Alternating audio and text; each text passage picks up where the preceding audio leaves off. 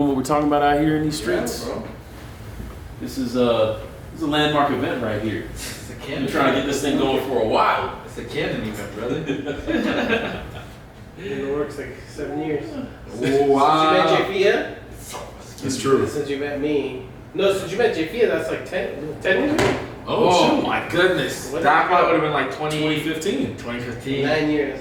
Jeez. That's wild. And here we are now. That's crazy, bro. That's kind of wild. It's And kinda then I met JP 2 years ago. 50 years ago. Oh, wow. That's crazy. I didn't even 50 know. years in the womb. It's a whoo. That's when we connected. We truly. Man, Dang, bro. We spanned. that preconception. We were in the mind of God. Yes, indeed. In the womb of the spirit. You know in the movie Soul? I've never Did you seen watch Soul. that? Yeah, let me just cut you off so you don't make a reference and I don't laugh. Shoot. Oh my goodness. Yeah. But it has been a little bit in the works. From the making. Oh, man. Yeah, I'm excited for this. It really has been something ever since COVID and starting it. I love the idea. And having the time to just sit there and do it was great. But when COVID stopped and things got back to normal, it's like, I don't have time, man. Yeah. So I didn't know how to bring it back. So this is for Go. Is this for Go's mission? Well, the name will change to Operation Go. Is that what we have? Yeah, that's what we have as the title of the document. Operation Go. Yeah, Operation and then the colon go. Yeah, that way, at least on from an outsider perspective, it could potentially be a little bit more inviting and not so exclusive. But at the same time, it's still kind of direct. Yeah. It's direct without being potentially off-putting. Let's pray, bro. Let's pray. You wanna usher in the spirit, Pastor? Man. It's a happy Tuesday, brother. Happy Tuesday. 6:38. Tuesday, brothers. 6:38. Please pray. Father God, thank you for good friends. SM nostalgia, and just the opportunity to serve you. And just be with us. In Jesus' name, Amen. So I guess just to lay out the concept, I think there's awesome things that we all bring to the table. And I think that this platform can be a launch pad for your own creative visions. Because JP has talked about wanting to do his thing, and you, I believe, have talked about wanting to do your own thing as well. Yeah, I mean, I think I don't really know some of the stuff I want to do, so I'm kind of just like doing, because I'm doing another podcast with some friends, and then we're kind of just talking about, it's titled Breaking the Myths. So just different myths that we believe in, and kind of explaining it, and then bringing out the truth. So that's kind of, so I don't know.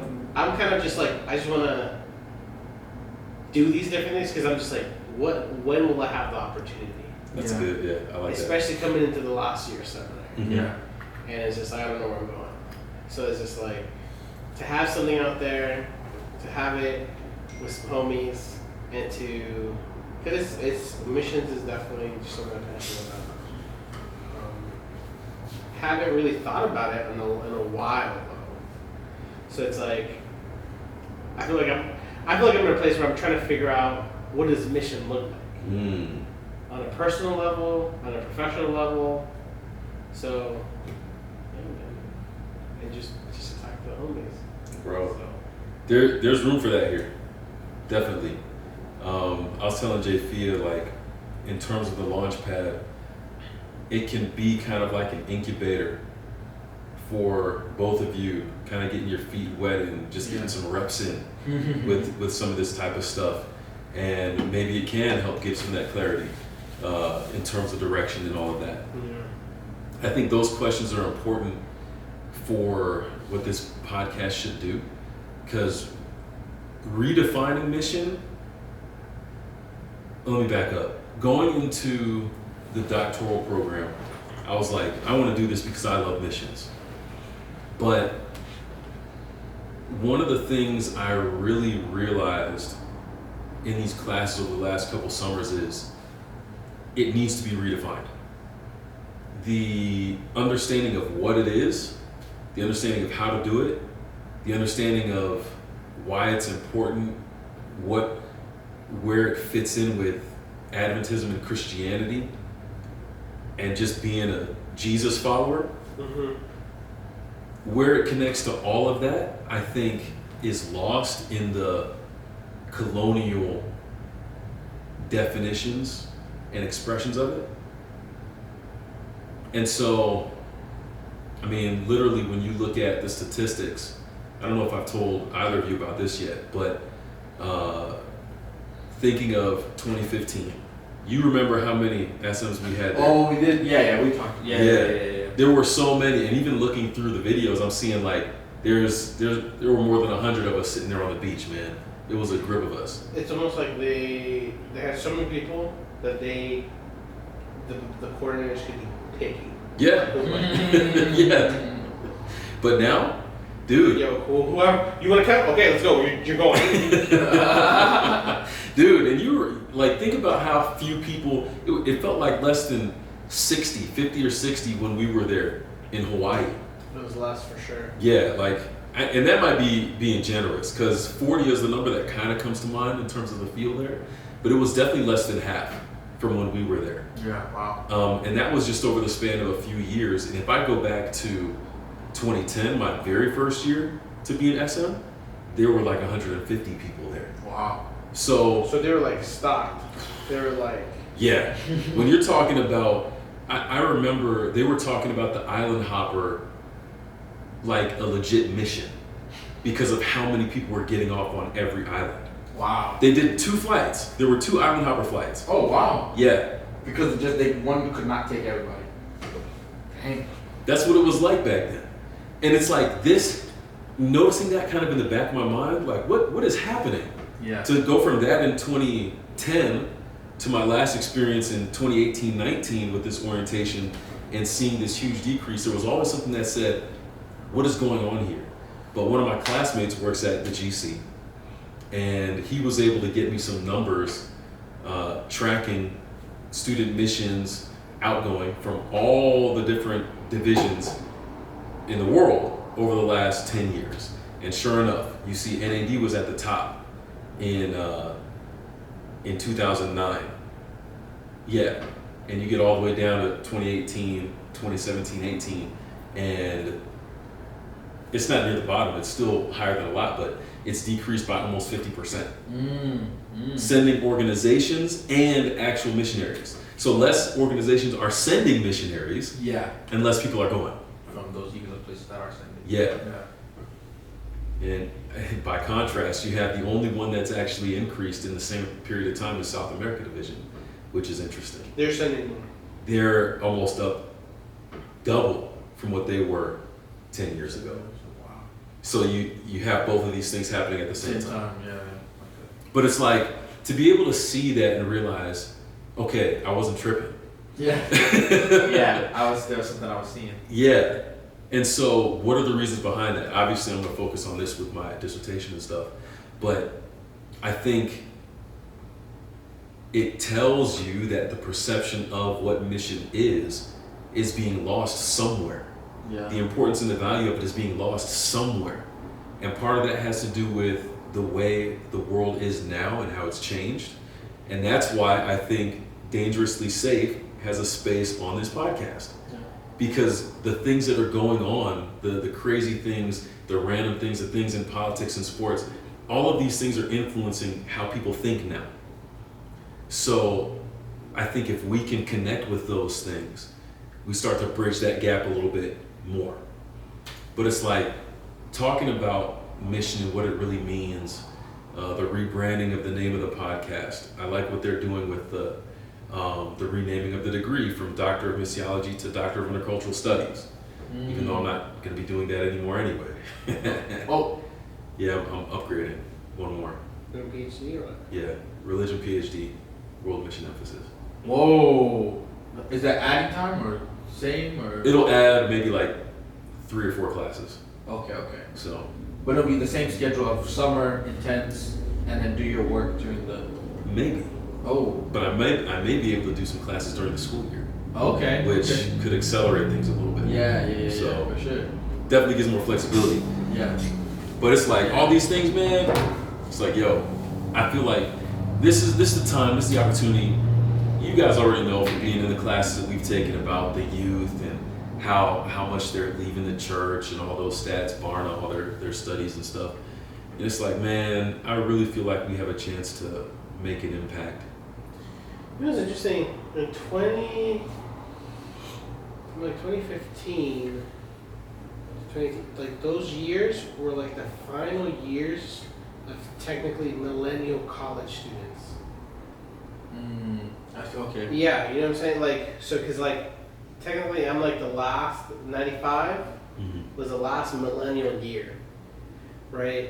And then it goes into Gen Z Mm-hmm. from like on, right? And I went into college 2014.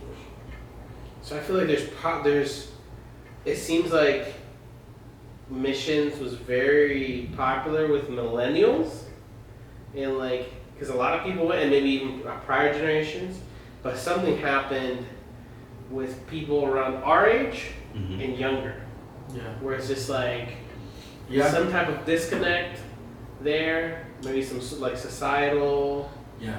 I mean, I think working in missions now, yes, I would agree with you. Like working, helping Tila at Andrews with missions. I mean, I don't have my finger on everything that it is, but just hearing from like the guy that was there before me, Nick Bishop, and then Mm-hmm. excuse me, like helping to recruit now. It's like, oh yeah, there's some disconnect for sure, with how students perceive this thing and what it actually is. Mm-hmm. So, I think that a big part of this redefining, I love these classes in the doctorate, man, I love them. yeah. We were talking about mission in the social sciences, and they have us reading this book on anthropology. And it's odd because when you hear that, especially in a Christian context, it's almost like, whoa. You talk about evolution, like what are we talking about here? Yeah. But it's the study of humans. Yeah, anthropology. And you would think, from a logical standpoint, that if you're going to be ministering to humans, you should probably know a little something about humans. Yeah, something about the people. Just a little bit, Yeah. at least. And in one of the classes, we're talking about language and how vast it is, how it's grown, how every different group of people has a language, how many different dialects. And they touched on it in the MDiv in Greek and Hebrew when they said, well, I know Blon says this. He brings up the point, is translation even possible? You heard that from him? No. Oh, you didn't take it from him, did you? But I've heard stuff like that from Vine said some Vine, stuff like that. yeah. Okay. I think taking these languages now, it's like, oh, all the translations that there is out there, they're just attempts Mm-hmm. Yeah. at trying to figure it out. Yes. And I think that concept is so important for what we're trying to do now because you have, this is going on YouTube, so I'm going to say it anyway. You have an archaic structure and system in SDA, right? Yeah. That's trying to communicate to a Gen Z in a language that doesn't make sense to them. Yeah. They're trying to translate something and they're missing the gap somewhere. Yeah. And it's like, it's not as simple as saying, let's just get a whole bunch of young people in there. It's like, it needs to be studied and we have to go beyond let me assume that the way to reach you is just by getting on TikTok. Yeah. You know what I'm saying? It's like, no, let me actually understand, let me live with these people and understand the way that they communicate and what's important to them. Because what's important, if I'm coming from a place like NAD and I'm saying what's important to kids is TikTok, I'm missing the point. Yeah. It's deeper than that. And am I, in my attempt to reach them, willing to get down in that with them to figure it out? Yeah. What is it about this that resonates with them. It's not just because it's TikTok, Yeah. you know? And Yeah, they kind of went with that, where it's just like, let me just put out some funny memes.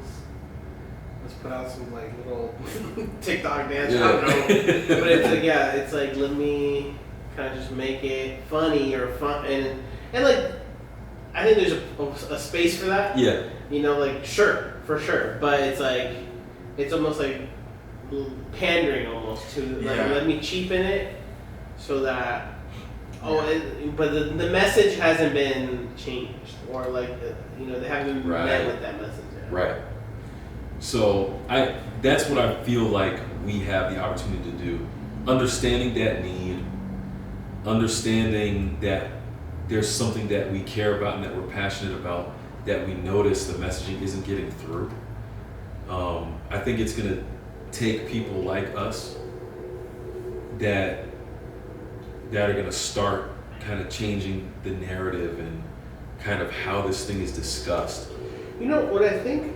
One of the big things I think that we struggle with is that we are like people, and I say it because I'm one of them, but we don't trust the organization anymore.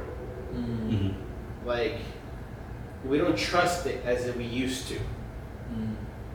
And I think young people are the first people to not. Like, of course, there's older people and stuff, but it's like this generation does not trust As a whole, you as a Yeah. whole. yeah. Mhm.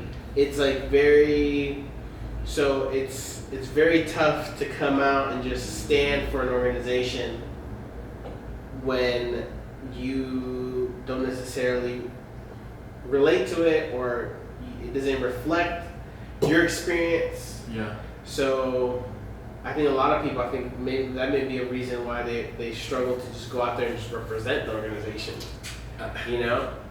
I agree with that. I had a friend, it was in response to the George Floyd stuff. Mm-hmm. He told me that the Adventist Church's lack of a response to that is why he decided not to be a Christian anymore. So I think that's 100% spot on. When it'd be easier for me to identify with an organization if I saw them caring about and speaking into things that I care about, Yeah. or just that are a big deal.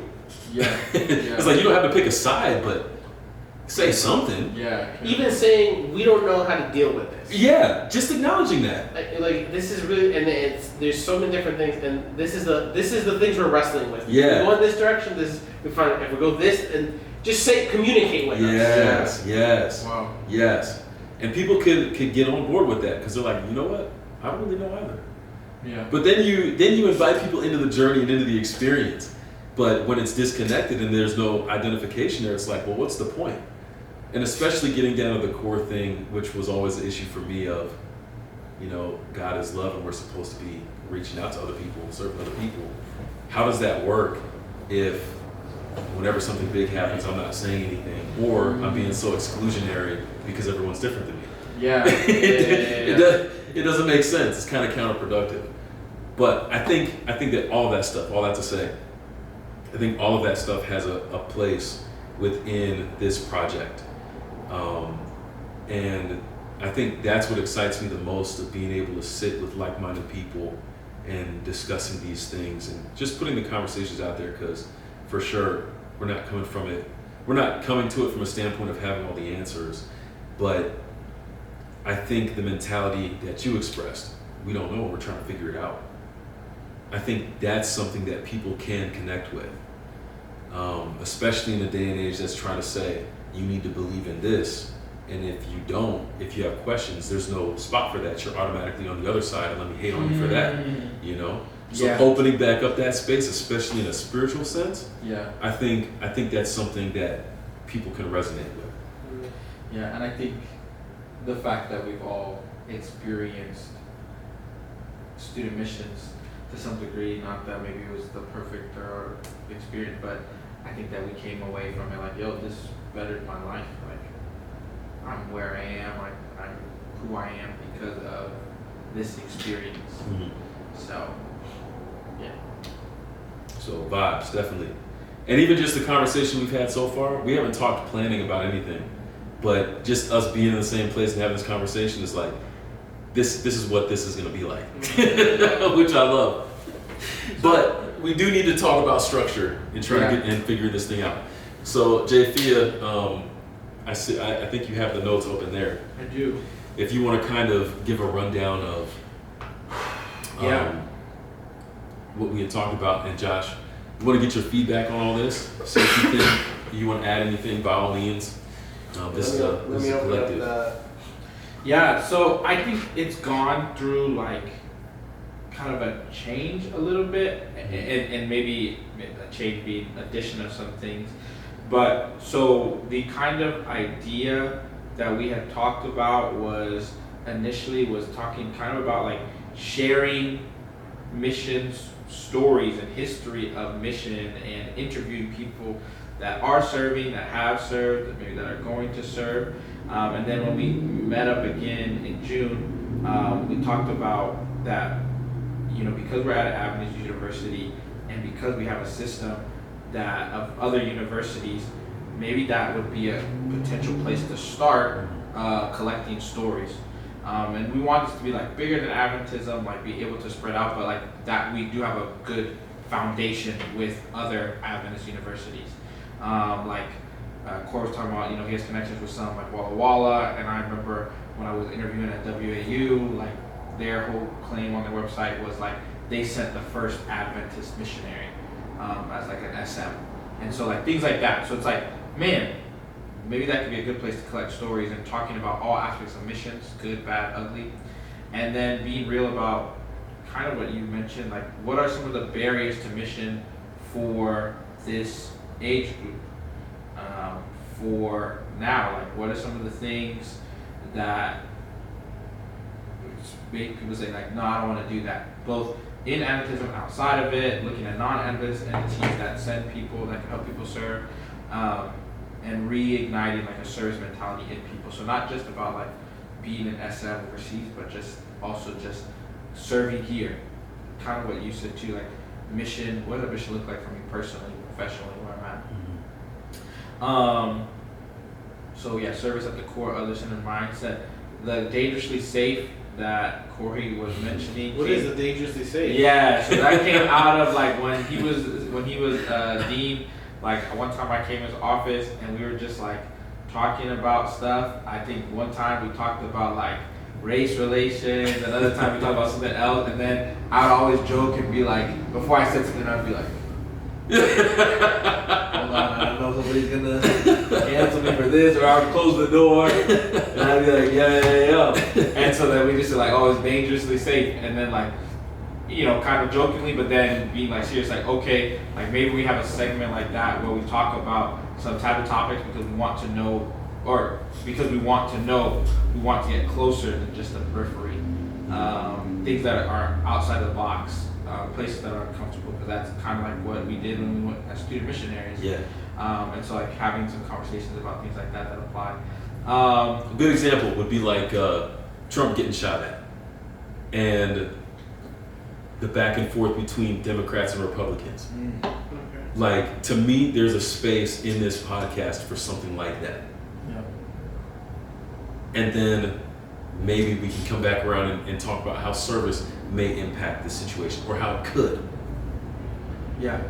But like not being afraid to talk about things like that. And part of this, it's hilarious because we did have conversations all the time about these kind of things where it's like, am I gonna get canceled for saying this about black people? Yeah. You know what I mean? But I think of I think back to my friend who was like, yeah, the Adventist Church didn't speak up on this, so I'm out. How many people would be in if they felt like they could resonate with the voice from that, you know? Yeah. So it's like, talk about it. Can't be that much wrong with talking about it. Yeah. Not coming with the like, oh, we figured it out. Yeah. But yeah. So yeah, and then we talked about breaking up into seasons and episodes, like schools in certain areas. Like maybe if we started off with the school thing, maybe we focus on the history of missions in the southern schools. You know, like Southern, Oakwood, Swahoo, that was an example. or maybe like, yeah. So, but still the season episode idea. And then, so that's kind of what we centered our conversation around, like a lot around was talking about potentially looking at these other schools and their experience with missions and talking with our connects there. So like, you know, your connection with Southwestern Union, other connections, and really like delving into these and kind of exploring and looking at people that have gone out to serve, but that are going out to serve or are serving right now. And then so maybe do some personal research. We're going to talk about our target audience. A cool idea that we have talked about was maybe through this podcast, there's a space for having an episode or season where we have multiple generations of SMs from the same place. Like maybe, and just showing the power, like, you know, kind of the example I used was like, maybe in Palau, there's people that were there in the 80s that did something in Palau, like, this is a random example, so I'm not saying that it's fact, but like, they're like, yeah, we cut down this tree and we built a playground, but, you know, I never saw what they did with it. And then Corey says, dang, when I went there in 2010, that playground was what the kids stayed using. And then somebody in 2020 is like, oh yeah, now that playground has this or that, but like, to show just the evolution, but also the impact that sometimes you don't see when you serve. And then also seeing what people that served before us went without, so that we could be with. Because I know going to Coast Ride, like, I had an apartment with air conditioning. I know for a fact the homies that were there 20 years before me did not have an apartment with air conditioning. What led them to that? Yeah. So I think like things like that. We also talk about like parents and kids that have gone. Like maybe there's families that have gone and like, you know, like seeing that, connecting SMs with people they served. So like, I mean, we've had some kids from Palau that have been at Andrews, but what other connections can we make like that? Maybe there's kids that, or adults even, that they were in a country or place where people served, and we can connect those people and be like, yo, I'm a doctor now, or like I'm in school now, or I believe this, or I have this outlook on life because this person came to serve. And like, how cool would it be to like reconnect those people or like have those connections? So those were some ideas.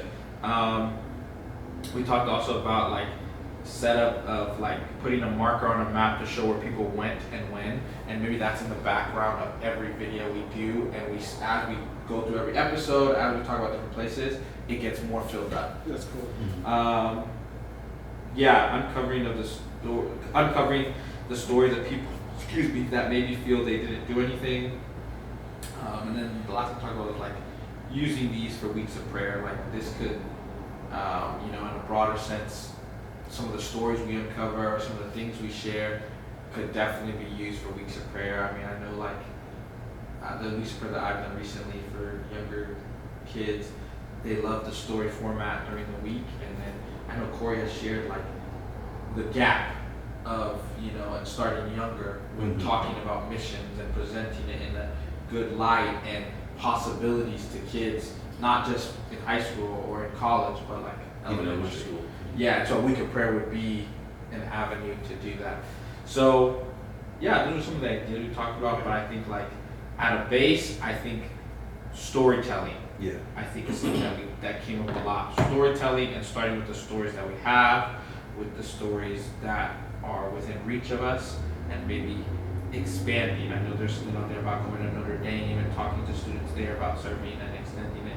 But at an initial point, something that we know we can do is the stories of Adventist universities, the stories of SMs that have gone out from Adventist universities, and also even the barriers, because we're on a campus where we actively are engaging with students about serving. So, yeah. No, I think where my mind is at is, what does this look like? Like, I think the first season. Yeah. First season. What are our goals with the first season? How many episodes? For sure. What are some of the things we're gonna, what does it look like to edit?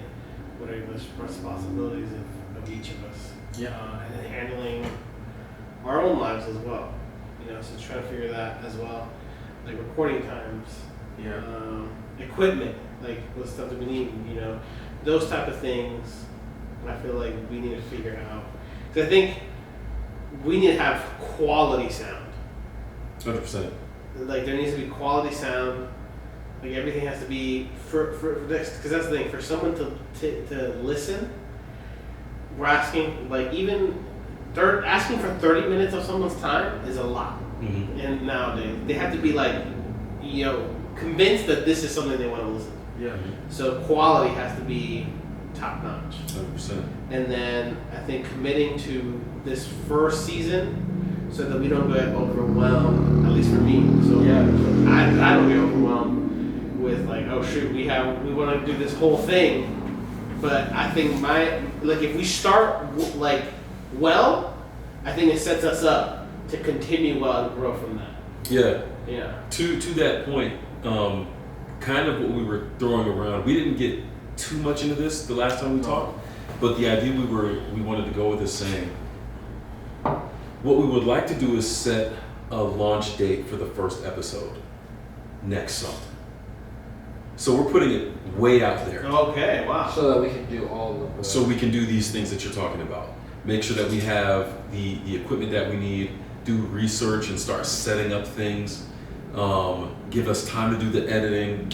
I don't mind doing like video editing. I can post to my channel. I have the podcast thing already set up as well, so I can use that. Do you have mics? I have one mic, I think. I have one mic. I have a Yeti mic. Yeah, Yeah. I have a Blueberry one. Which those are Yeah, pretty those are solid. fun. Yeah, those are fun. I record for. How do we get them all to like record well? A mixer. I have one. With those USB ones, how do you get the mixer going? You plug them into it, or You might have to plug it into an XLR adapter, so it can plug into the mixer. Because they're USB. Is there USB to XLR adapters? Probably, I'm sure. And if not, something that I wanted to do for a while and didn't do because I was in Meyer was get my own Roadcaster. Is that what it's called? Oh, the board, the little. Yeah. Yeah. I think that's Roadcaster. I want to get one of those. Okay. And I mean, like, we kind of talked about this the last time. Like, I'm definitely down to getting into some of the editing for stuff that's Mhm. personal. But I think also with what you're saying too, because we were talking about this, we didn't get into it. But like, I think what helps too is thinking about who is our audience and like defining that so that we know, okay, this is who we're gearing towards. And like, it's not that nobody else can listen, but like we're really pursuing this audience. And if you listen, tune in, bless. That's great. Get something out of it. These are the people that this is our core group that we're going after. I feel like it's SDAs. Like it's Kind of. SDA. Like it's just that's our experience. That's our context. That's our theological. That's where we come from. Mhm. Yeah. So I think because the thing is, I feel like the way we do mission. I think maybe this is kind of a good conversation. I should write this down. But Throw it in the notes. the way we've done theology, I feel like the way we've done mission has been separated from our theology, from like and even our theology now and how we practice and we do things at the local church, I think is very far away from the core part of Adventism. And I think that all goes back to like the great controversy theme and like cosmic conflict, these type of things, sanctuary. I feel like those are some things that is different than other churches, but the thing is none of us really know it. Yeah. None of us so I feel like one of the huge challenges is that we go out there and we say the same stuff as every other Christian missionary other than Mormons. Mormons have their story, they're probably closer, I don't know, I don't track them, but they're probably closer to their narrative than we are. I feel like we buy into society's narrative more than maybe even other Christians. I think we've really forgotten like the big narrative, at least the way we see it, Like the narrative of Scripture is very controversial. I would agree with that. There's a few different, I think, big disconnects because you have like the top of the GC that seems like so much more of the OG way of looking at things, but then when you look at pastors, you don't always see that. Yeah. And then when you look at the young people, you see something completely different. Yeah. So I would agree with that. I would say too that like, I think you didn't say it, but touching on like, I think it is cool, and there is something inherent in Adventism that it's like to have missions as part of your education system. I don't know all educational systems, but that's different. Mm-hmm. I would think, right? I mean, other than maybe like a BY, like Mormon schools and stuff like that, but like, I think it's kind of, yes, it's declined and it's not there, and yet it's still it's still a missions department. We're still sending out student missionaries. So I think, yeah, that does give us a lens that it's kind of cool, that it's kind of like, this is part of us. Even if we've lost it a little bit, or even if we need to like recapture, this is part of the DNA, the fabric, and the start. I like that. I agree with, I think, what I hear both of you saying in terms of the young people as a demographic. Yeah. Specifically Adventists. I don't know if we need to say that directly. Yeah. I think just naturally from who we are in contact with. Yeah. Our circles. And I like that. I guess the other thing I'm trying to add is I want to make sure that it can naturally go beyond that. Yeah. Yeah. If that makes sense. I feel that. Could it be a journey? Could it be a journey that we take the audience on?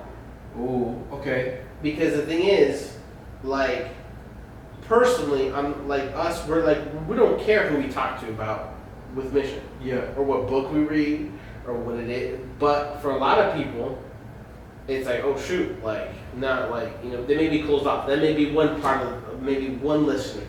That's one type of listener. Another type of listener is like they're just trying to be more committed to church. Oh, here's this one podcast about mission. Let me listen to it. And then there may be like some of the people that just find it. They're not SDA, and they may just be interested in what we believe and the way we see mission. Yeah. So there's gonna probably be all kinds of different people listening to it, but probably just the main people are probably just gonna be SDA naturally. Yeah. Just because of who we're connected with, who we work with. Yeah. And there are probably people that like we're friends with that are not SDA, or maybe like on the way out, or they've been out for a while that we're connected. But it may be a mix. But I feel like naturally, it will be that audience. I think two things. I like what Corey's saying of like, we don't have to explicitly say it, but it does happen naturally. I also like the word you use, like taking the audience on a journey, and maybe that's where like our seasons go. And I think also, I do see what you're saying about the SDA natural, because the stories we're telling, part of that is going to be coming from that lens, and part of that research. I think, there's power in story and in like letting that come out. So I like the journey idea. Yeah, because the thing is, like all the info that you said, the statistics, they're all SDA statistics. Mm-hmm. It's our where we're at, is where we function, is where we do things. And the thing is, I think we're also wrestling a lot. Like young people are just wrestling. Personally, myself, wrestling with how to continue missions in the political climate of the church right now. Yeah. And how can we stay true to that, and then also branch out as well. Yeah. And being confident enough to branch out. Yeah. I think that's a big one. Being willing to identify with something enough that it gives you confidence in being a part of that. Go ahead. Oh, and I think that goes back to the statement you made of like, like young people, and starting with us and beyond, like, are very wary of organizations, and very much like, I don't resonate with that, and so I'm not going to support it, and it's hard to step out. Because I agree. My pushback a little bit to it is, I don't think there's ever going to be something that I say like everything that they say, like I agree, and like we're still here and we're wrestling. So does it mean that I can see like about recently that I talked to that was like kind of insinuating this like cowardly to still be an Adventist, or that it's like whack to still be here. if there's some stuff wrong. And it's like, is that the case? And when you serve, is it that, oh, I'm serving and I align everything here, or is it at the core there are things that I still believe and what keeps me? And also like, how can I still represent when it's like, okay, and maybe part of it is acknowledging the wrong and acknowledging the, yeah, this is not great. So I think that's part of the journey too, is like you said, being confident, not because, oh, everything's perfect here. And I resonate everything totally. Also like, I think people need a deeper foundation than the organization. Yeah. That's where I was going with that. Because to piggyback on your point, I don't think that the goal of this is to make people say, oh, I want to be an Adventist. No, yeah, for sure. Because the thing is, like the NAD or someone could put out, like how they did the TikToks. Right. They could just like put out a podcast about mission, make cool, but never really wrestling with some of the deep things. Exactly. And the thing is, like, we need to wrestle with it. Because the thing is, it's like, I think we need to be supportive of the organization in a sense, because we want people to go. Yeah. Right? And one of the easiest way for any young person is to go with an organization. Right. Right? Or either do something on their own here, right? Or if they go travel but they need the funds, so there's already a system, right? But that's the thing. I feel like we need to not be afraid to call out the system, but also support the system. I would agree. I would You agree. know? Yeah. And to that point, I think the goal through telling good stories is getting people to think more outside of themselves. Yeah. And if it's that mission mentality, the service mentality, then I think it opens up the doors for us to talk about, well, how is this organization serving this purpose well, or how is it not? How can it improve? Yeah. It gives us the latitude to talk about these things because we're not coming up here trying to be Adventist stands. Yeah. But it's like we want to take an honest look at it from our perspective, while still seeing and acknowledging why we're still here. And that's part of it. And like, yeah, to your point too, like, I don't know if every Adventist realizes that ADRA is Adventist. Like, and ADRA is a major helping organization. Like, to realize that in the history of Adventism, like, you have these people that were like the first and that were in other countries and doing other things that, like, I think I was just reading an article about the Adventist church in Iraq has celebrated 100 years. Wow. And it's like, man, what's the story behind that? Yeah. I don't know the story, but like, wow, in Iraq, that's interesting. Like, snap, what's going on there? So, and to realize too, I think this also pushes us because it tells Christianity and Adventism, it's more than just the United States. Yeah. Like, our focus is people that have gone out, well, I mean, people that serve here too, but like, have left here.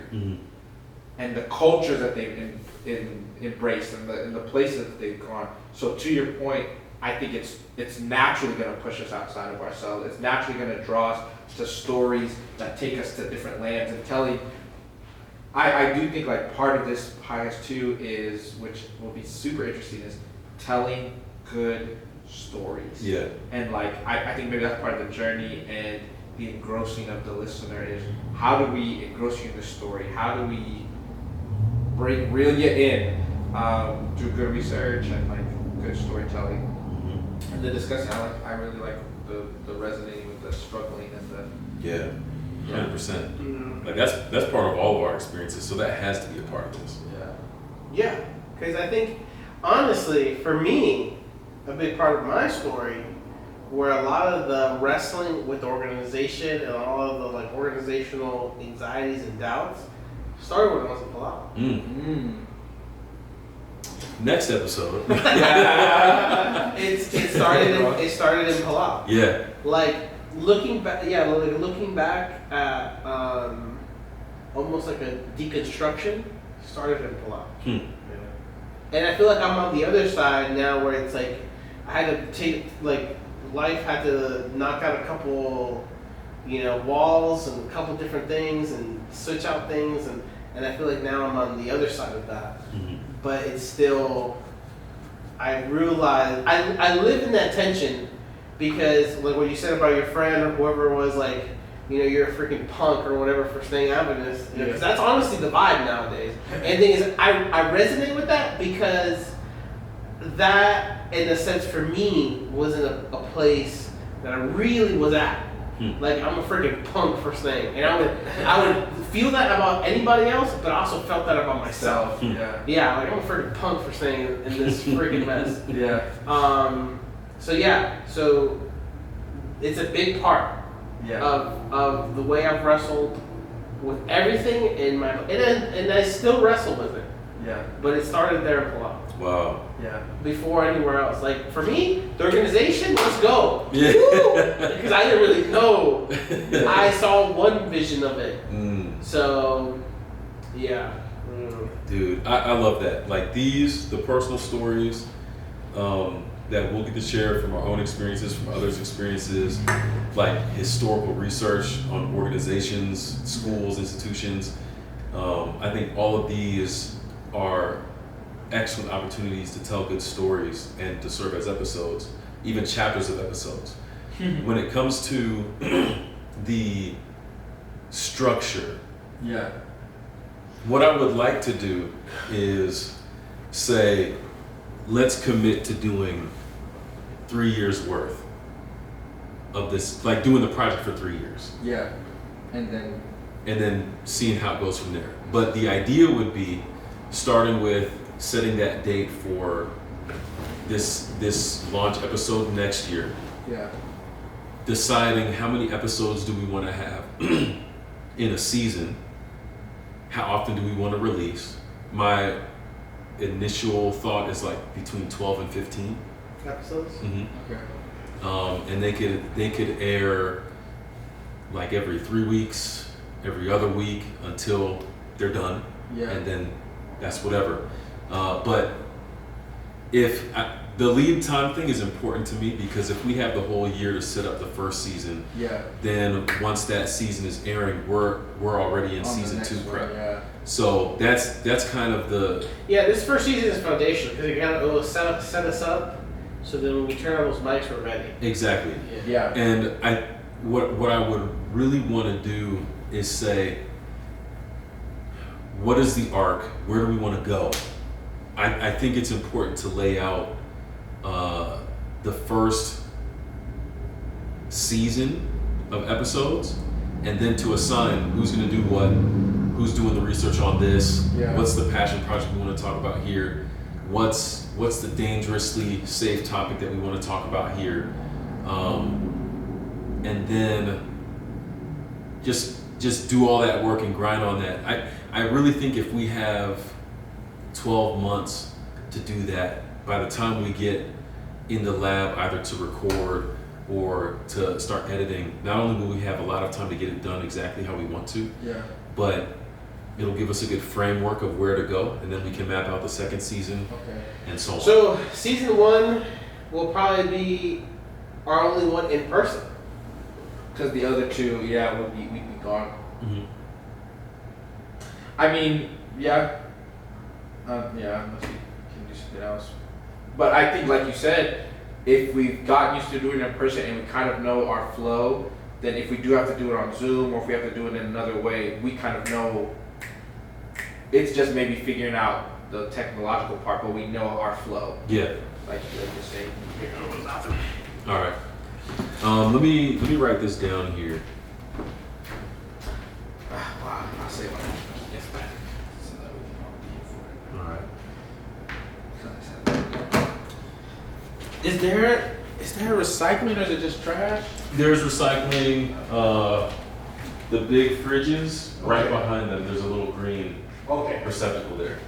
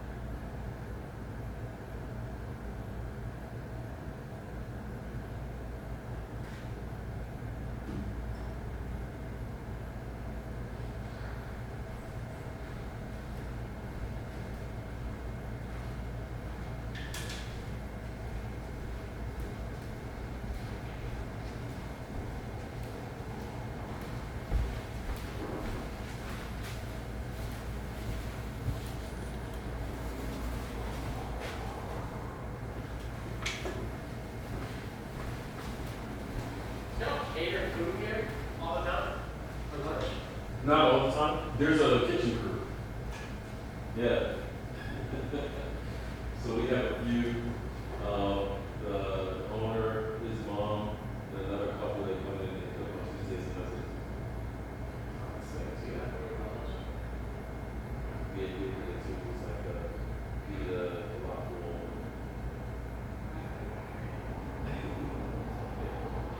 Especially with some, what's it called? The shawarma.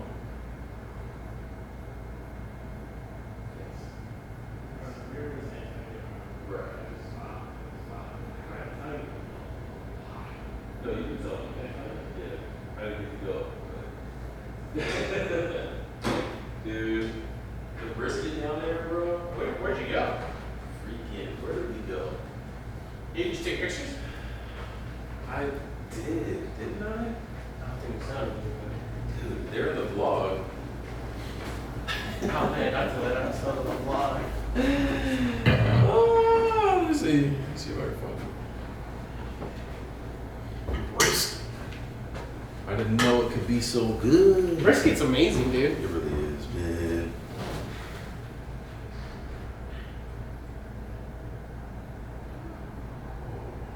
Texas.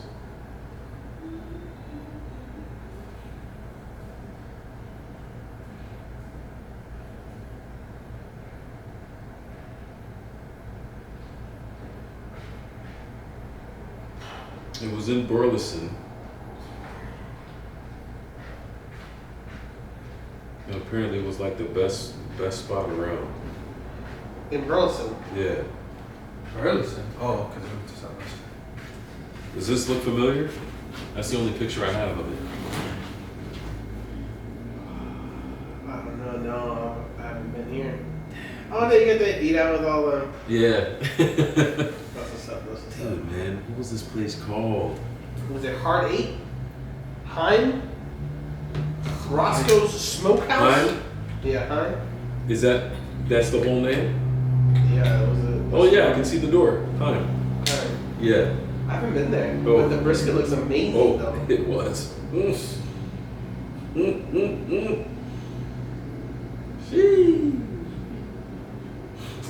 I think the two things I was gonna say is another thing. Our advantages. I just thought about this, and I don't know how we'll structure this.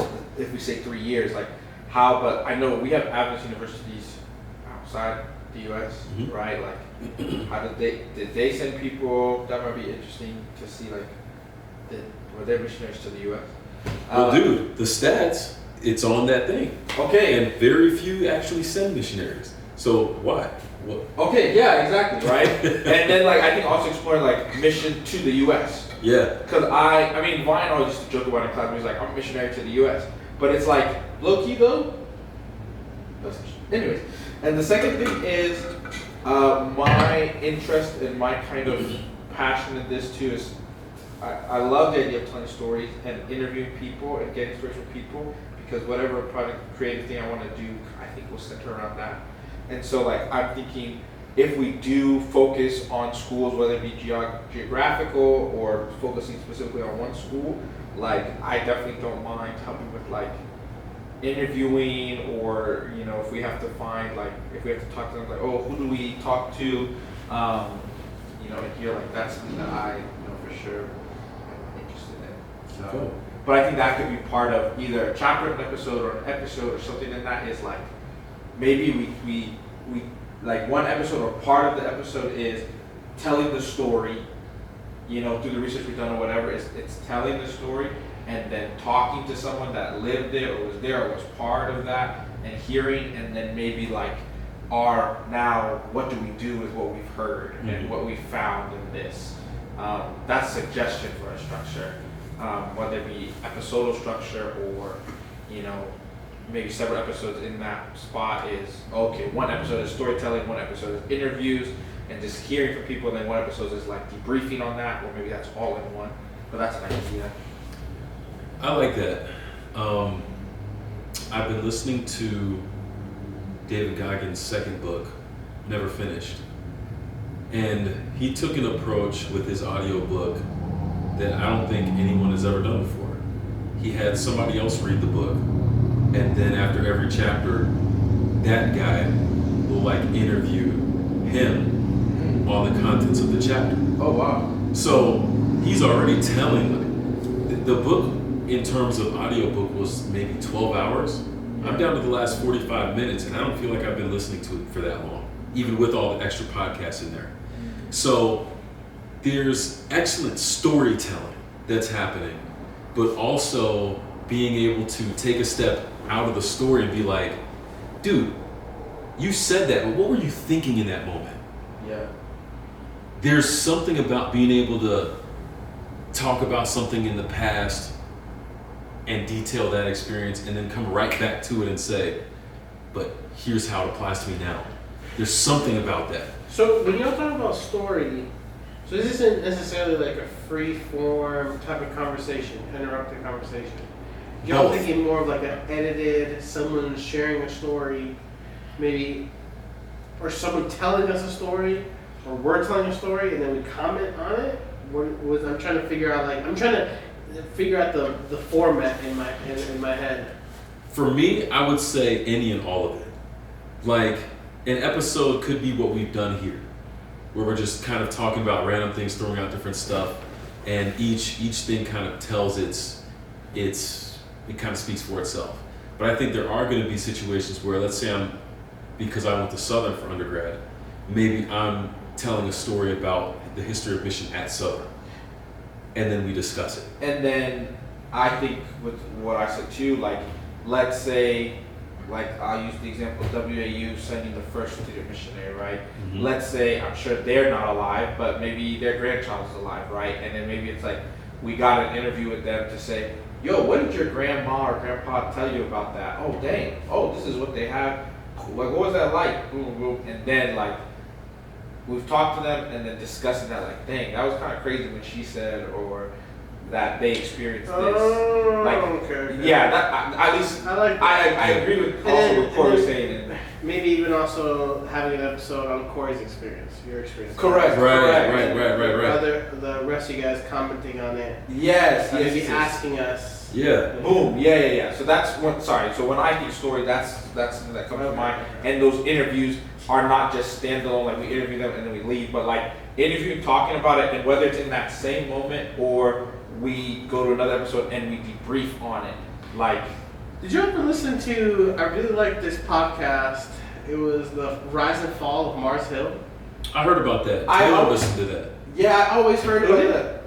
I didn't listen to You it didn't though. listen? I hadn't listened to it either. Yeah, but a lot. Okay, but the way that they did it though was actually really cool, because there was some sections where it was kind of like a journalistic approach to Yeah. what was going on, and then sometimes, like for a section, he'd interview like a guy that was part of the church, right? And then sometimes he talked to like an expert about this thing, and then like, so it was really really so cool. different styles. Yeah, because it was very well edited. Yeah. It was almost like documentary-like Mm. in a podcast. in a podcast. Yeah.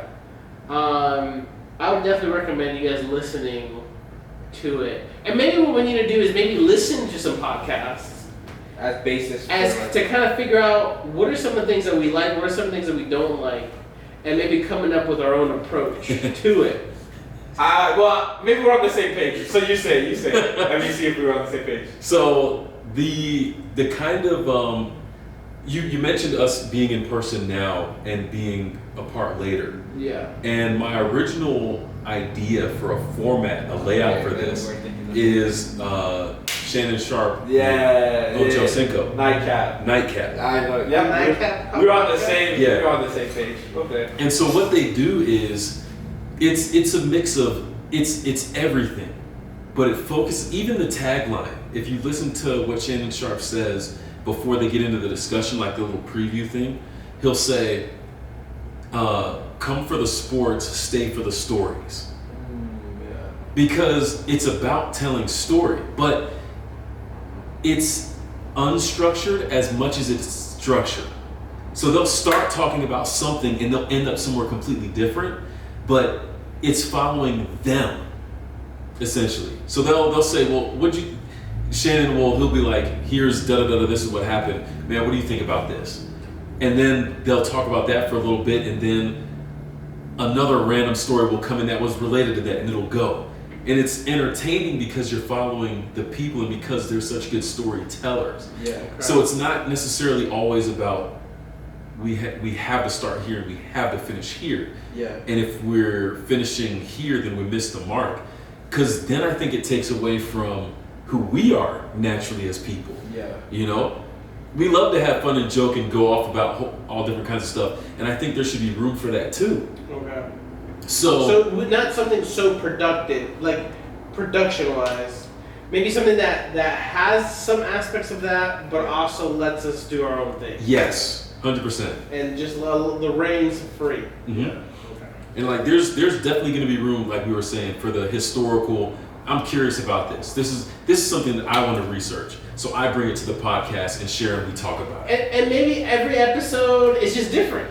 Because that's what Corey was saying, like any and all. I feel like that's fair. Yeah. I feel like that's fair. Have y'all watched The Bear, like the show? No. I've heard good Or things something- about it. It's a great show, but something I like about the show, every episode is just freaking different. You don't know what to expect. Like a type of format. Is it a flashback? Is it this? Is it like focus on just one character? So I kind of like how it's like how that is. Yeah. And maybe that's the approach that we take. I think so. I really do. It's like it's structured and unstructured, where the journey that we want to take you on is saying, how do I come from wherever I am as a listener to considering that serving others might be a better way to live. That might be the bottom line. Yeah. It's not, we want you to listen to this so you can be an Adventist, or I want you to listen to this so you can go to Palau. Like, those are all great things. Yeah.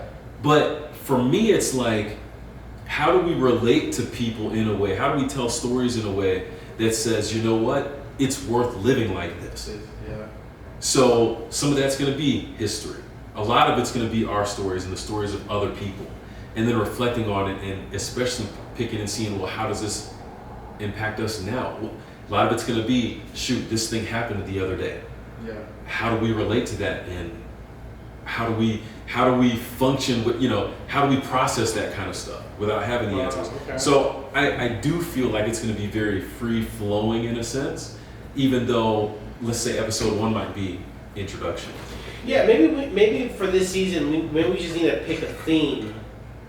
Maybe just a word or a phrase, and then, because that's the thing, it's like, because I feel like we could do history every season, some type of history in every season. Of course. Yeah. Some type of story, personal, and every story. Sometimes maybe we just talk about our different opinions or what's going on, but maybe just a theme or something to focus on for that season. So then with that, do we want to go at the route of looking at the different Adventist schools in history? Like, do we want to go through that route? Because I feel like that could focus a season or focus a direction, or just have that sprinkled in here or there. Because to your point, I mean, if we did do it, I think it could give us shape, right? Like whether it is we're focusing on this part of the U.S., or we're focusing on these schools, or we're looking at these histories, that could give us some focus. But if we don't do it, then we can look at something else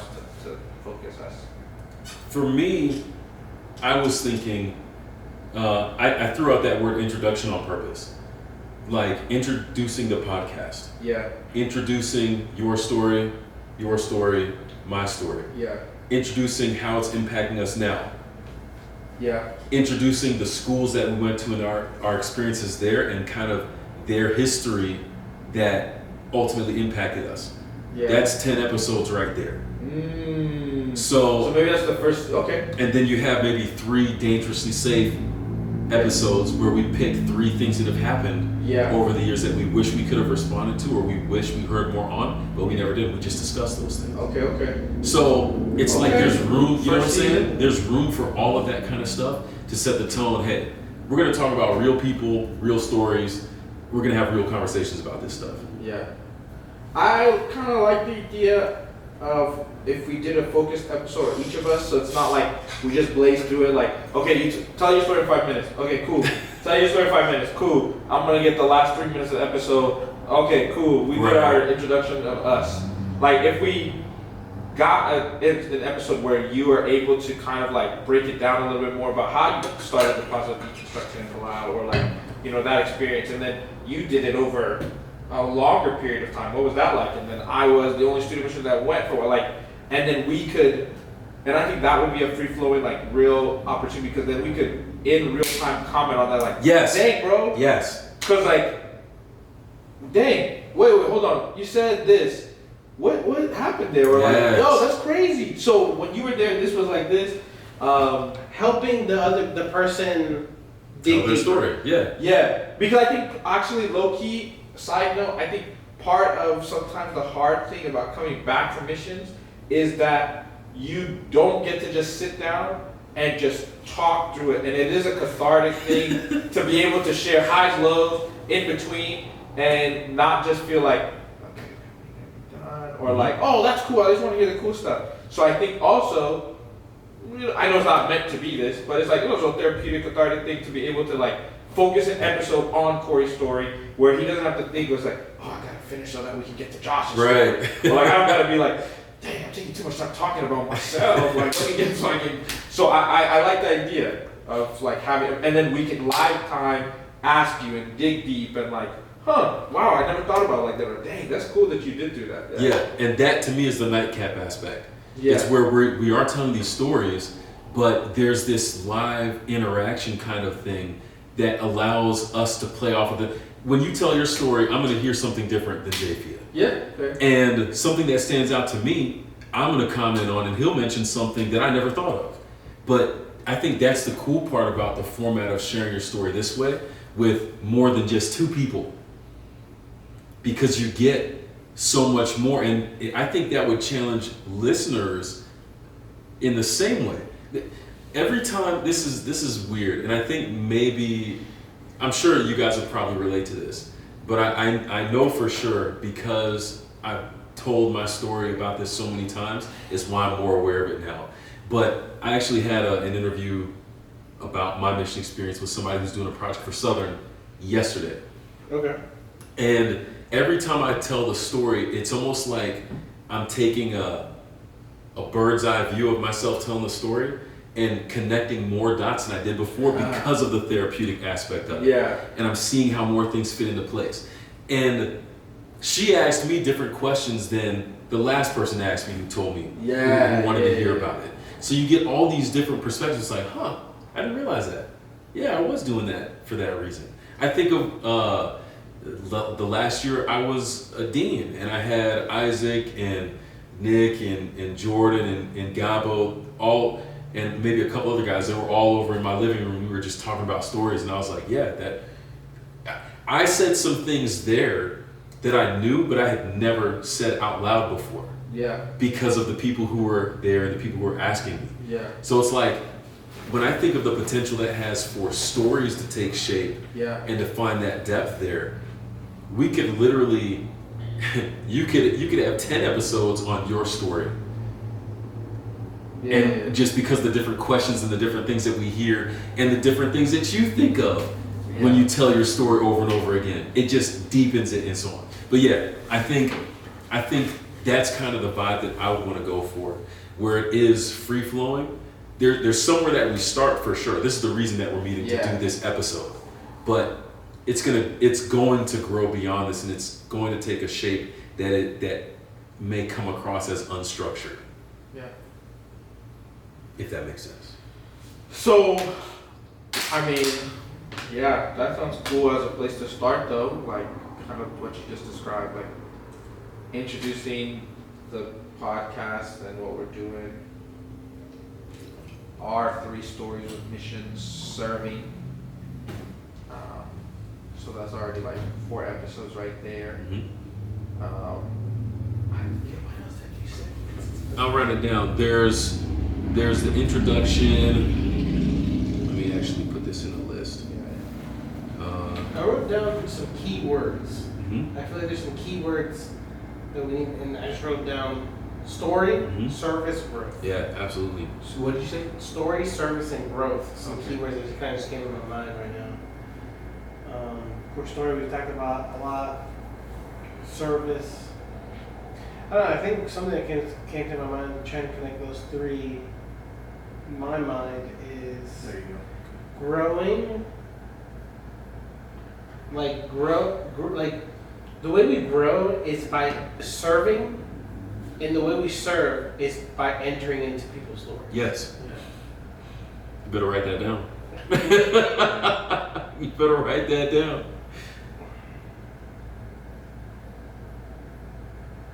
Okay, Pastor.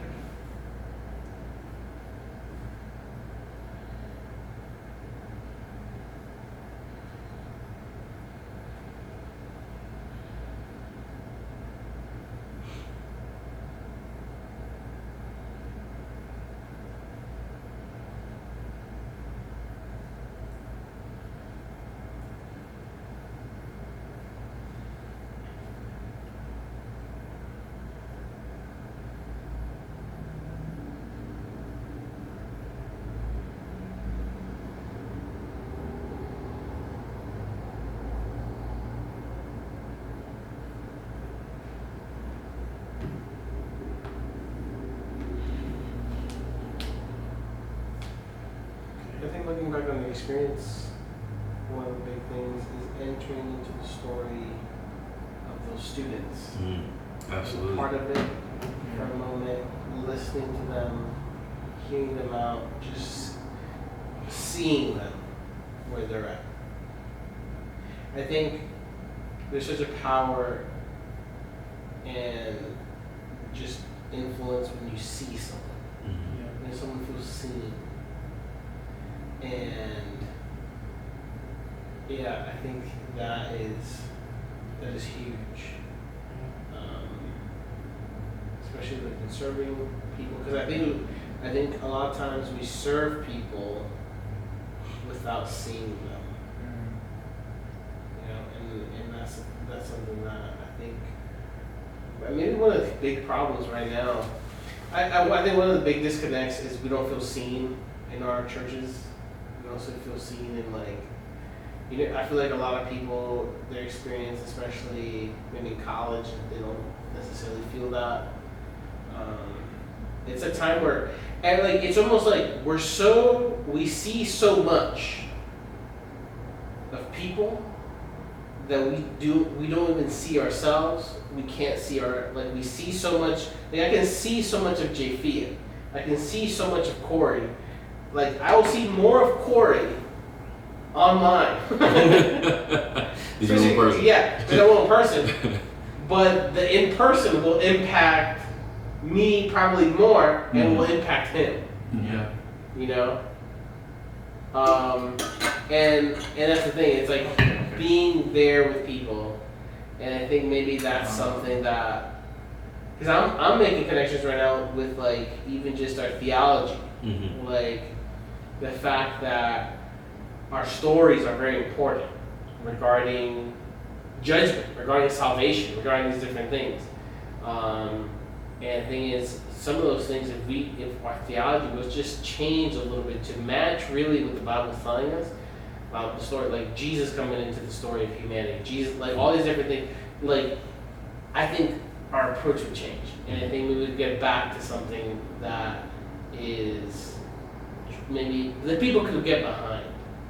I think because ultimately, I think this podcast has implications not just for student missions or missionaries, but I think how can we also, because that's the thing, it's like from me after next year, I'm either in a church district, or maybe in a school, some type of denominational employment. Those are the two things on my mind, or chaplaincy.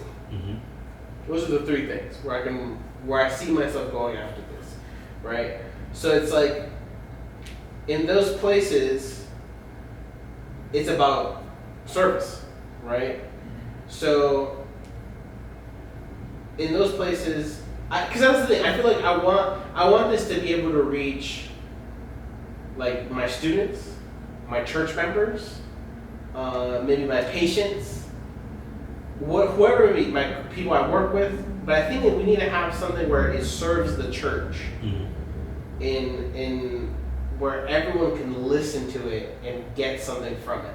Be a resource. You know, like a resource to like it really encourage people to serve where they're at. You know? I think it will. I think it will. I think the willingness for us not just to tell our stories, but to challenge what mission is, how we've looked at it denominationally, and the attempt of redefining it while acknowledging the struggle of doing that.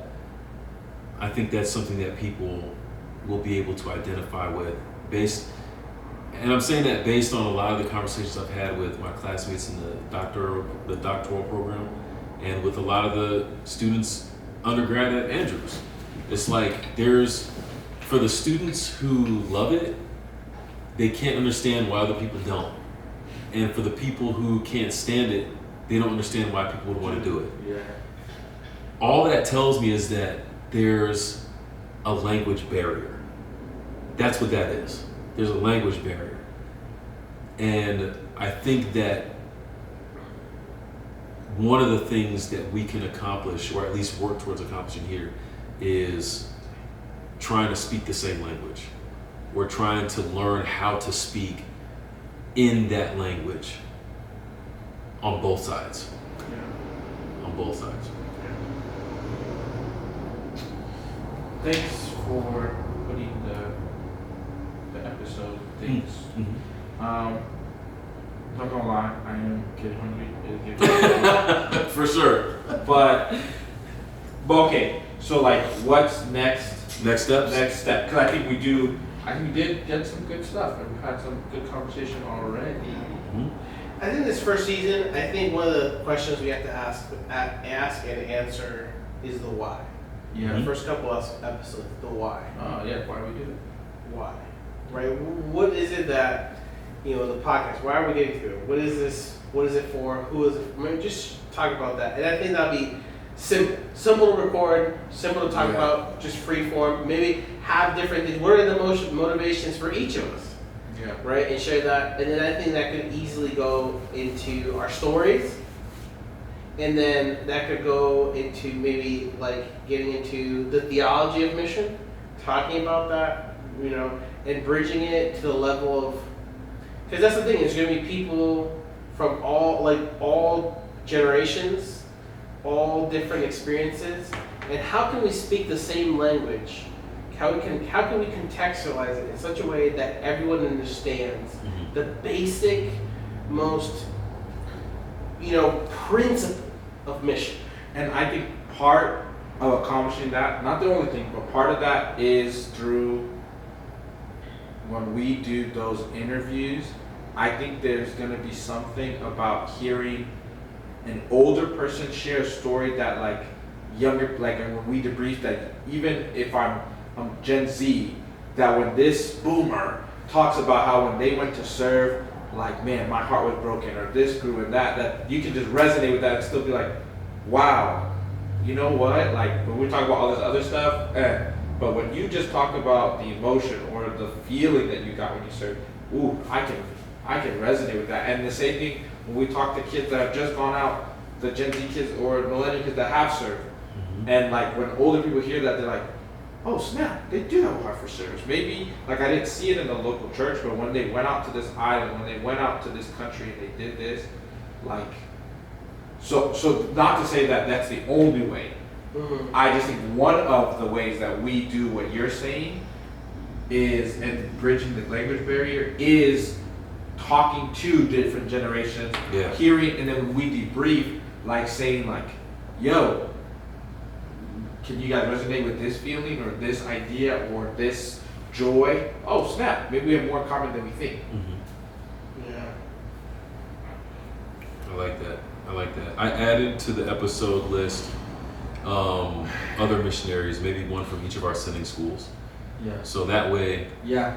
we have a little bit of variety in that standpoint, but it's not a whole lot because we're looking at one. Like we're looking at 12 months to secure one interview from a former missionary of our school. Yeah. Which should be relatively easy because we served with them. So we got a lot of people we could reach out to. Yeah. Are you thinking about like? Oh, okay, yeah. Never mind. I see what you're saying. Cool. Yeah. If you want, I have introduction to the pod, introduction to us, why we do it. It's just kind of generally there. That could be why we're doing the podcast, and then we can have something separate about what you're saying. Why mission? That could be like the very next thing, and we can kind of talk about our own philosophy on that before we get into our experiences, kind of to set the framework for it. What do you think about that? Yeah, I think you do. Oh, like us getting together to talk about that? Mm-hmm. Okay, yeah. Sorry, I was just... Because I think for that first episode, it will be free flowing when we get into it, but I do think we need to structure our whys. Yeah. So that we can then dig deeper into them in the episode. But like, yeah, that probably is not the episode to come and be like, yeah, why we're doing this because we all are student missionaries and we want to chill. Like, yeah. No, I think we do need to have an episode or two to build up the theological framework. Because that's the thing. It's like, and how can we teach that framework through examples? Mm-hmm. Like, I don't know if you've been listening to the Bible Project podcast recently. They've been doing it on like the Beatitudes. It's been powerful. Some of the stuff. And what I like this last episode because they were talking about, they set up, they had one section of the podcast that was like theological, like the kind of talking about the scripture and talking about like the text and some of these different things. But what was cool is that they had a story of someone, because they were talking about generosity. And then they had a story where there was an example of generosity. And that drove it home. Mm. Because that's the thing, it's like, so I feel like, can we use stories to teach the framework? That's, I think, is key. Because that's the thing, we could have, like, so can, like, having some of these let's teach the framework, not just the framework on the theological, intellectual level, but let's have stories in real that life reinforce that. Yeah, to me that's one of the important things, because my struggle with spirituality has always been the lack of practicality. I think mission is the front line of practical spirituality. So having stories that connect that, I think that's immensely important. I think so. Yeah. I added that one in here too, missiological basis of the Bible. Yeah, man. Because, like, for example, they talk about generosity, and then when they got this pastor, I think I forgot what country in Africa, but they were after a civil war. He was just kind of like doing some different work in the community, and he was asking the church to like give, right? And then there was a lady who dragged herself.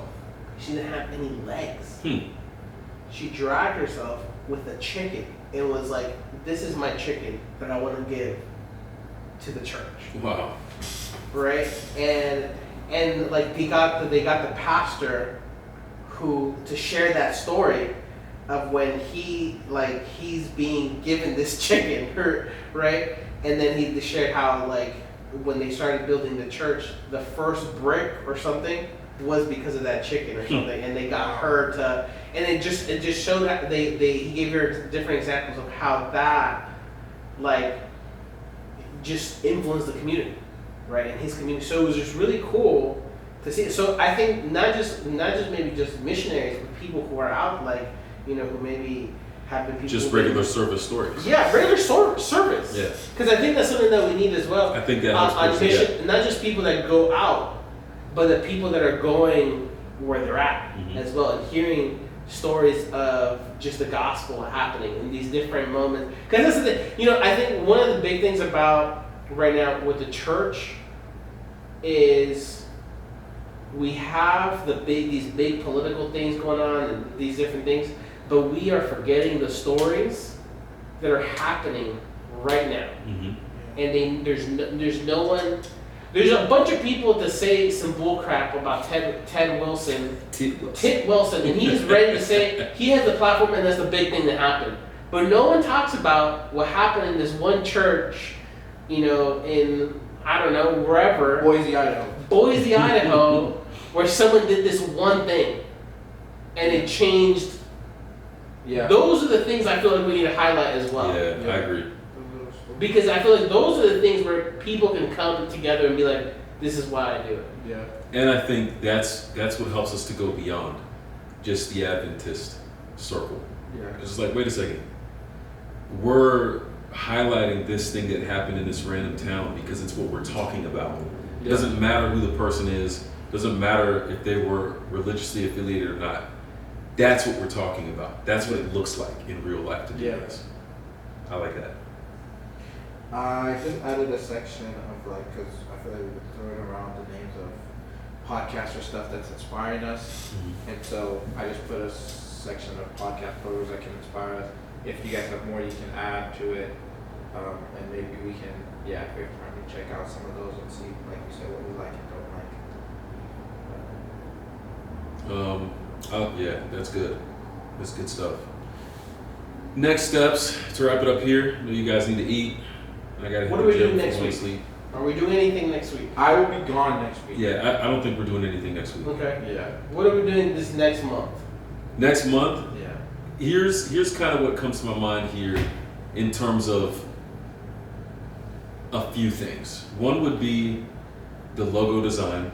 There's one already attached to the podcast as it is. If we have ideas, I would love to know. And then maybe I could throw something into AI and see what it comes up with, or something. But if we wanna do something fresh, I would love to do something fresh. So if you have ideas, elements that you would want to have in a logo for this, that's something that I would want to get a head start on. You know how we have all these different mics and stuff? One thing that we can do, like the mic that I have, we can plug them into this.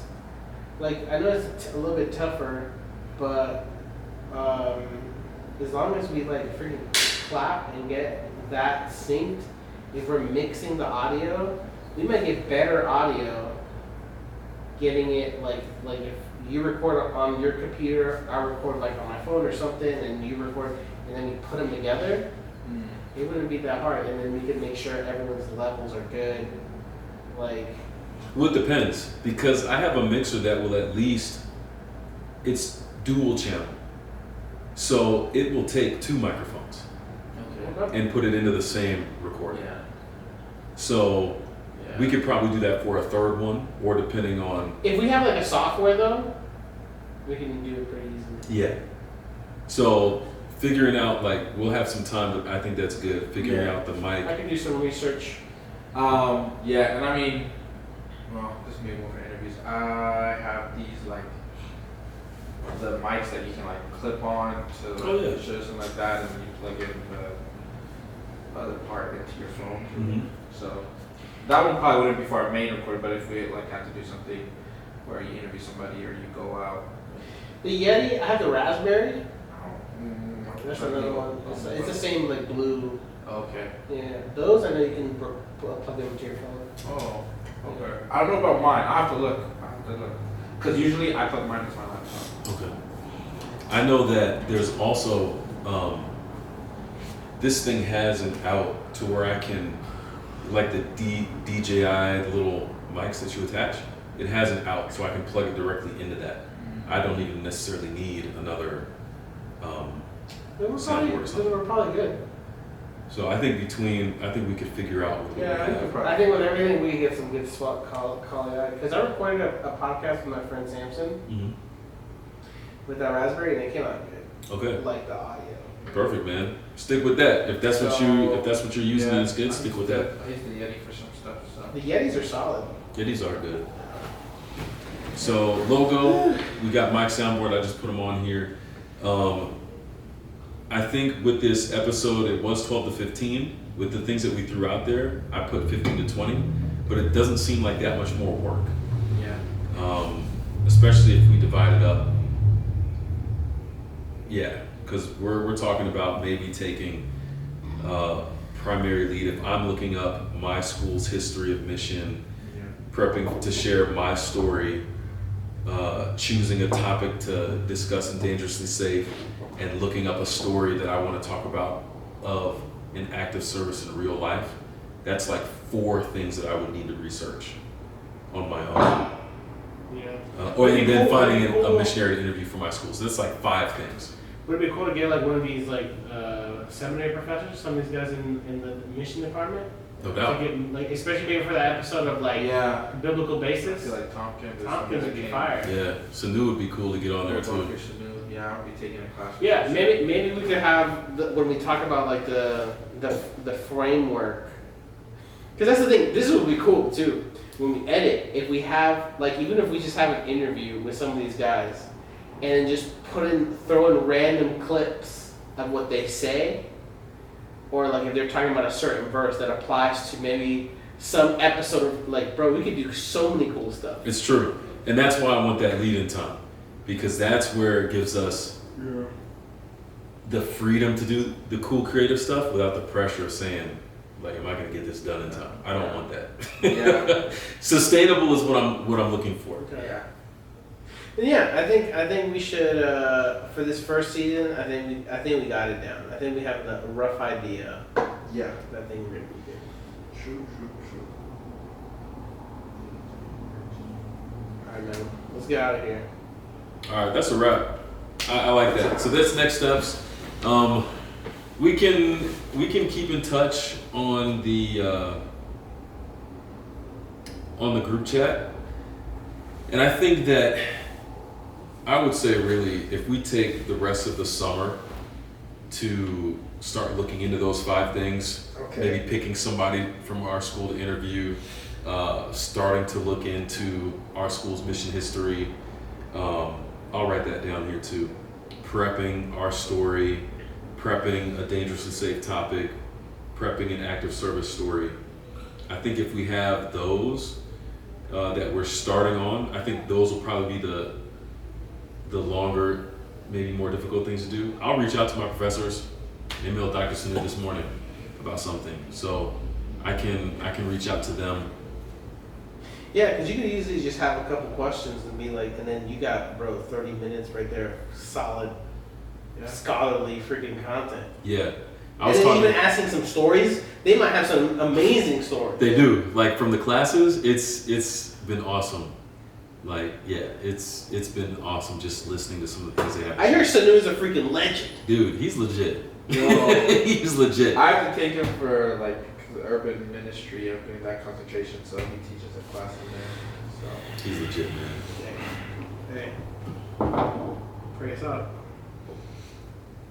Oh, that was slick. hey, That was slick. You served it right up for me. All right, let's pray. Oh man, it's so funny. Heavenly Father, thank you for these guys and this passion that you have inspired us to have. It's been a long journey, and this is just another chapter on it, and it's pretty cool that we get to join on it together. Bless us, bless the project. Help us to be able to tell good stories and to glorify you and just really exemplify the idea of, you know, being like Jesus is serving. And that's what it's about, that mentality. Hope us to have fun with this as we go. And yeah, just really bless this project all around, man. Looking forward to it. And thank you for the opportunity and for these minds who are willing to jump in on this thing together. Yeah. Bless us in Jesus' name, amen.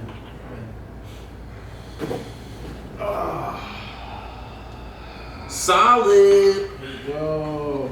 8-11, workout for an hour.